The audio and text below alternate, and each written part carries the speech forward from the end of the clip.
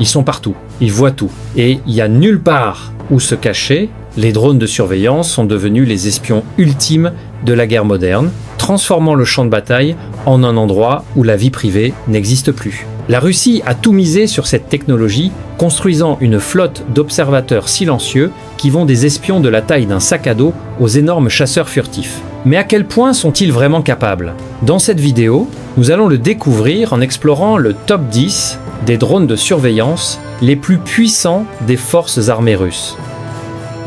Numéro 10. Nous commençons notre compte à rebours avec une pièce de technologie qui prouve que la taille n'a vraiment pas d'importance en matière de surveillance moderne, l'aileron 3. Tu peux regarder cette aile volante compacte et penser que c'est juste un jouet pour les amateurs, mais ne te laisse pas tromper une seule seconde par son apparence modeste. Ce petit bonhomme est strictement professionnel et sert Dieu à courte portée pour les troupes au sol qui ont besoin de savoir exactement ce qui se passe de l'autre côté de la colline sans se faire exploser la tête. L'aileron 3 est fascinant en raison de son incroyable portabilité. Les soldats peuvent transporter tout le système dans un sac à dos, ce qui est un avantage énorme quand on se déplace rapidement à travers un terrain difficile. Il utilise un moteur électrique, ce qui le rend terriblement silencieux. Imagine-toi, assis dans une tranchée sans rien entendre, pendant qu'à 3000 mètres au-dessus de toi, une caméra silencieuse zoome sur ta position. Il se lance avec une simple catapulte élastique, ou même un lanceur à la main,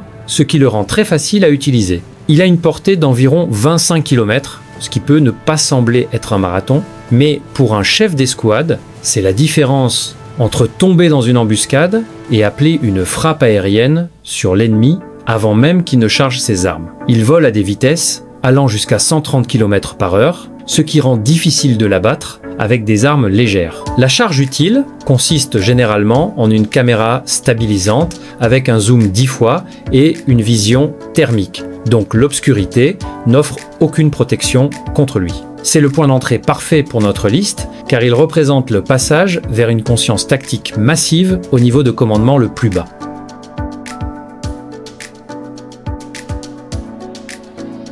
Numéro 9. En montant dans l'échelle des capacités, nous trouvons le Granat 4, et si le drone précédent était les jumelles de l'escouade, celui-ci est le meilleur ami du commandant d'artillerie. Le Granat 4 prend tout ce que font les drones plus petits et les tend pour couvrir de sérieuses distances. Nous parlons ici d'une machine spécifiquement conçue pour travailler en conjonction avec les canons lourds. Tu vois, tirer à l'artillerie était un problème de mathématiques impliquant des cartes et des suppositions, mais avec le Granat 4, ça devient un jeu vidéo où tu regardes les impacts en temps réel. Ce drone a une portée allant jusqu'à 70 km, lui permettant de pénétrer profondément derrière les lignes ennemies pour chasser des cibles de grande valeur, comme des centres de commandement ou des dépôts de munitions. Il est alimenté par un moteur à carburant, ce qui lui donne l'endurance pour planer au-dessus d'une zone cible pendant des heures, attendant le moment parfait pour transmettre les coordonnées par radio. En parlant de radio, c'est l'un de ses super pouvoirs secrets. Le Granat 4 agit comme un relais radio, étendant la portée de communication des forces amies, ce qui est crucial lors d'opérations en terrain vallonné, où les signaux radio sont généralement bloqués.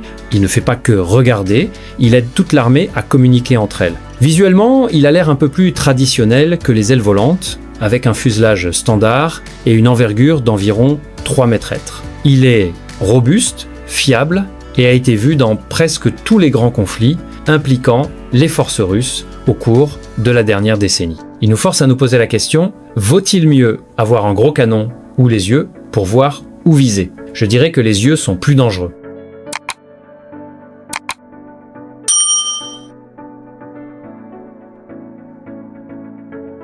Numéro 8. Le suivant sur notre liste est un drone qui semble avoir été nommé par une équipe marketing, le Supercam Stross 150. Le nom peut sembler un peu générique, comme un appareil photo que tu achèterais dans un magasin d'électronique, mais ce système est l'une des plateformes aériennes les plus stables de l'arsenal russe. Le super, dans son nom, fait probablement référence à son endurance et sa stabilité. Le Stross 150 est conçu pour la photographie aérienne et la reconnaissance où la clarté de l'image est absolument primordiale. Tu sais à quel point les images de drones peuvent être tremblantes quand il y a du vent? le Supercam Stroas 150 se moque du vent. Il a une conception d'aile spéciale qui fournit une stabilité incroyable, permettant à ses caméras haute définition de capturer des images d'une clarté cristalline, même dans des conditions météorologiques turbulentes. Il peut rester en l'air pendant plus de 4 heures, patrouillant sur une portée d'environ 240 km.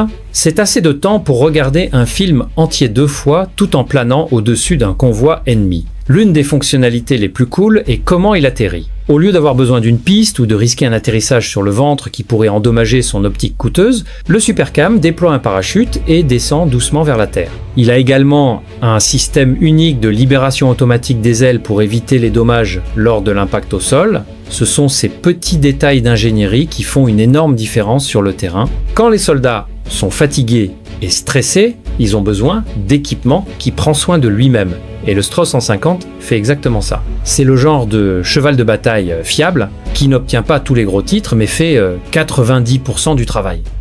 Numéro 7. Maintenant, nous entrons dans une technologie furtive sérieuse avec le Zala Z52. Le groupe Aerozala est célèbre pour fabriquer des drones qui sont presque invisibles au radar et ce modèle est un excellent exemple de cette philosophie. Le Zala Z52 utilise une conception d'aile volante qui est incroyablement aérodynamique et construite à partir de matériaux composites qui absorbent les ondes radio plutôt que de les réfléchir. Cela en fait un cauchemar pour les systèmes de défense aérienne à détecter. Il est alimenté par un moteur électrique, mais contrairement aux drones moins chers, celui-ci utilise des batteries haute densité qui lui permettent de rester silencieux et mortel pendant des périodes prolongées. Le silence est essentiel ici. Dans la guerre moderne, entendre un drone te donne généralement quelques secondes pour te cacher. Mais le Zala Z52 est conçu pour n'être entendu que quand il est trop tard. Il est équipé d'un logiciel de navigation intelligent qui lui permet de fonctionner même si les signaux GPS sont brouillés, ce qui est un problème majeur sur le champ de bataille électronique moderne. Imagine un robot qui sait où il va, même quand les satellites sont aveuglés. Il transporte une charge utile d'environ 5 kg, qui consiste généralement en un cardan gyrostabilisé avec un zoom optique 60 fois. Cela signifie qu'il peut lire la plaque d'immatriculation d'un camion à 1 km de distance. Il est principalement utilisé pour la reconnaissance en profondeur et l'acquisition de cibles pour les forces spéciales. C'est le tracker silencieux des cieux.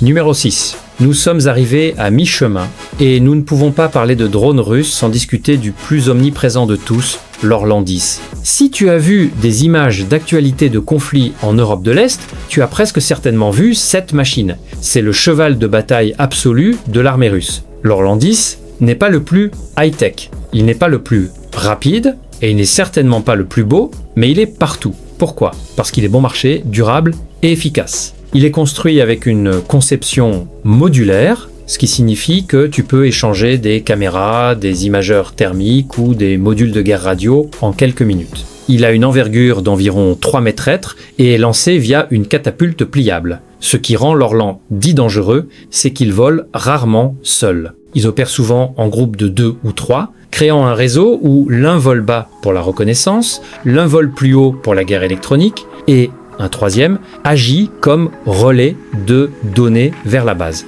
C'est une tactique d'essaim qui submerge l'ennemi. Il y a une histoire amusante sur le réservoir de carburant. Quand certains d'entre eux ont été capturés, les experts ont découvert que le réservoir de carburant n'était qu'une bouteille en plastique standard, ce qui montre la nature utilitaire et robuste de cette conception. Il vole jusqu'à 16 heures, ce qui est une endurance folle pour un drone de cette taille. Cela permet essentiellement au commandant russe d'avoir une couverture en direct 24 heures sur 24 du champ de bataille. Numéro 5. Si l'Orlan 10 est le modèle standard, l'Orlan 30 est le grand frère musclé et puissant qui est allé à la salle de sport. À première vue, il ressemble beaucoup à son petit frère, mais l'Orlan 30 possède une capacité spécifique qui change complètement la donne. Il est équipé d'un désignateur de cible laser. Cela peut ressembler à du jargon technique, mais c'est en fait terriblement simple. Ce drone braque un faisceau laser sur un char, un bunker ou un bâtiment, et ce laser agit comme un guide pour les obus d'artillerie à guidage de précision, comme le Krasnopol. Cela signifie que l'artillerie n'atterrit pas juste dans la zone générale, elle frappe exactement là où le drone pointe, avec une précision chirurgicale. L'Orlan 30 peut transporter une charge utile allant jusqu'à 8 kg, ce qui est le double de ce que l'Orlan 10 peut gérer. Cette capacité de poids supplémentaire permet de meilleures caméras, et ce système laser crucial. Il opère à une altitude d'environ 4500 m/m, le gardant en toute sécurité hors de portée de la plupart des missiles anti-aériens portables. Quand tu vois un Orlan 30 au-dessus de toi, cela signifie généralement qu'une explosion très précise va se produire dans quelques secondes. Il représente l'intégration des capacités de reconnaissance et de frappe, fermant la boucle entre voir l'ennemi et détruire l'ennemi. Si tu adores ce contenu, n'oublie pas de t'abonner à la chaîne pour de nouvelles vidéos chaque jour. Numéro 4. Maintenant, nous sortons de la catégorie des poids légers et entrons dans la catégorie des poids moyens, avec le Fourposter. L'histoire de ce drone est en fait une sacrée surprise. Il a commencé à l'origine comme une copie sous licence du drone israélien Searcher 2, que la Russie a acheté il y a des années pour combler le fossé dans leur technologie de drone. Mais le Fourposter Air est la version entièrement russifiée, construite entièrement avec des composants domestiques et un logiciel amélioré. C'est une bête beaucoup plus grande que les Orlan, nécessitant une piste pour décoller et atterrir. Il pèse environ 500 kg et a une envergure d'environ 9 m/m. C'est pas quelque chose que tu transportes dans un sac à dos, c'est un véritable avion. Le R signifie reconnaissance, mais les versions modernes ont été repérées, transportant de petites bombes guidées, brouillant la ligne entre un espion et un assassin. Il a une portée opérationnelle d'environ 400 km et peut rester en vol pendant 18 heures. L'optique sur cette chose est assez puissante pour identifier le visage d'une personne depuis des milliers de mètres dans les airs, parce qu'il est plus gros, il est plus stable et peut transporter des systèmes radars plus sophistiqués, lui permettant de voir à travers les nuages et la fumée. C'est un atout stratégique, utilisé pour surveiller des fronts entiers plutôt que de simples batailles. La transition de l'achat de technologies étrangères à la construction du Fourposter Air, domestiquement, montre à quel point la Russie est sérieuse au sujet de devenir autosuffisante dans les guerres de drones. Numéro 3. Au numéro 3, nous avons l'Orion, également connu sous le nom d'Inokoday. C'est ici que nous entrons dans les grandes ligues des drones MAL, qui signifie Medium Altitude Long Endurance. Si tu es familier avec les drones américains Predator ou Reaper, l'Orion est la réponse directe de la Russie à ceux-ci. C'est un prédateur dans tous les sens du terme. Il a l'air élégant, dangereux et futuriste avec ses longues ailes fines et son empannage en V. L'Orion peut rester en l'air pendant 24 heures d'affilée, transportant une charge utile de 200 kg. Bien que son travail principal soit la surveillance, utilisant des systèmes radars et optiques de haute technologie pour cartographier de vastes zones, il est lourdement armé. Il peut transporter jusqu'à 4 missiles ou bombes guidées. Cela lui permet d'effectuer des missions chasseurs-tueurs où il trouve une cible et l'élimine immédiatement sans attendre de renfort. Il a un plafond de 7500 m/m, le plaçant bien au-dessus de la portée de la plupart des défenses aériennes à courte portée. Les commandes sont reliées par satellite, ce qui signifie que le pilote peut être assis dans un conteneur à des milliers de kilomètres de là où le drone vole. Cette déconnexion entre le pilote et le champ de bataille est l'un des aspects les plus controversés et déterminants de la guerre moderne. L'Orion prouve que la Russie a maîtrisé la technologie nécessaire pour les opérations de drones armés de longue durée. Numéro 2. Juste quand tu pensais qu'il ne pouvait pas devenir plus grand, nous présentons l'Altus U. Cette machine est un monstre absolu. C'est un drone lourd à double moteur qui ressemble plus à un avion piloté qu'à un robot. L'Altus U est conçu pour une endurance et une portée extrême. Nous parlons d'une envergure de près de 30 m/m, c'est aussi large qu'un avion de ligne commerciale. Il peut rester en vol pendant incroyables 48 heures. Imagine ça, un drone qui décolle le lundi et atterrit le mercredi. Il est construit pour patrouiller des zones massives comme la frontière arctique ou l'océan Pacifique. Avec une portée de 10 000 km, il peut voler à travers des continents entiers. Il transporte une charge utile massive de plus de 1000 kg qui comprend un radar à synthèse d'ouverture sophistiqué, capable de suivre des navires et des cibles au sol depuis des centaines de kilomètres. Les deux moteurs fournissent une redondance. Si l'un tombe en panne, le drone peut encore rentrer chez lui, ce qui est crucial quand on vole au-dessus d'océans gelés. L'Altus U est un œil stratégique dans le ciel, capable de recueillir des renseignements à une échelle que les drones plus petits ne peuvent tout simplement pas égaler. Il représente le summum de la surveillance à longue portée, agissant presque comme un satellite qui peut voler dans l'atmosphère. C'est une merveille d'ingénierie qui repousse les limites de ce que les systèmes sans pilote peuvent accomplir en termes de durée et de distance. Numéro 1. Enfin, au sommet de notre compte à rebours, nous avons le S-70 Okhotnik B. Ce n'est pas juste un drone, c'est un aperçu de l'avenir de la guerre aérienne. Okhotnik se traduit par chasseur, et c'est un nom approprié. C'est un drone de combat furtif lourd alimenté par un moteur à réaction conçu pour voler aux côtés du chasseur de 5e génération, Su-57. Il utilise une conception d'aile volante similaire au bombardier américain B-2, ce qui le rend incroyablement difficile à détecter au radar. Il est massif, pesant 20 tonnes au décollage, et peut voler à des vitesses subsoniques élevées d'environ 1000 km/h. L'Okhotnik B est conçu pour être un ailier loyal, ce qui signifie qu'il est contrôlé par un pilote humain dans un jet à proximité, agissant comme une extension de leur avion. Il peut voler en avant, dans un territoire dangereux, pour repérer les ennemis, utiliser ses capteurs pour les cibler, ou même lancer des armes, tout en gardant le pilote humain en sécurité.